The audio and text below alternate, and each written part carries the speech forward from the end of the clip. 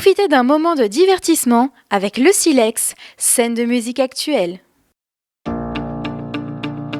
80 à 100%, ce sont les pertes constatées à cause du froid chez les agriculteurs du département. À Jussy, près d'Auxerre, le préfet de l'Yonne s'est rendu sur place pour constater les dégâts. Maintenant, à partir de ce constat, on va continuer à l'étayer, à le documenter et puis à identifier les difficultés que le monde agricole rencontre pour les traiter. Alors, il y a un certain nombre de problèmes qui peuvent être résolus au niveau du département, en se mettant tous autour d'une table. Et on va commencer dès la semaine prochaine à le faire dans un mode gestion de crise.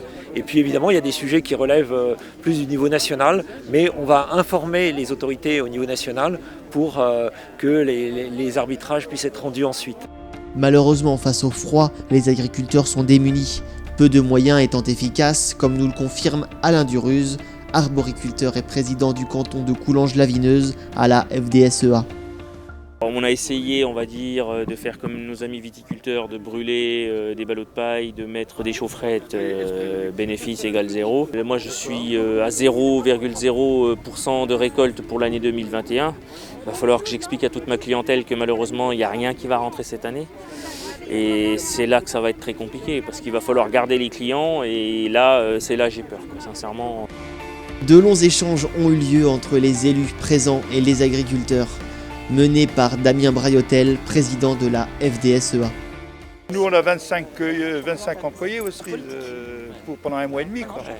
Bon, c'est pas énorme, on va dire, mais n'empêche, ça, plus ça, plus ça, c'est de l'argent qu'ils dépensent, qui vont dans les magasins, et voilà. Par exemple, tu fais un champ ici, tu te fais enguirlander par plusieurs, parce que tu moissonnes le soir, quoi, que ce soit ici ou à Écolive ou ailleurs. Quoi. Aujourd'hui, je retiens plus effectivement la catastrophe de cette semaine qui est liée au gel, la perte totale de production sur l'arboriculture. Autant en céréales, on a une assurance 15 aléas qui couvre, autant en vigne ça existe, autant en arbo ça n'existe pas. L'État doit reprendre un petit peu la main et accompagner si on veut garder une agriculture dans notre pays, mais dans nos régions, réparties sur l'ensemble du territoire. Presque moitié des agriculteurs aujourd'hui partiront en retraite dans les 10 à 15 ans.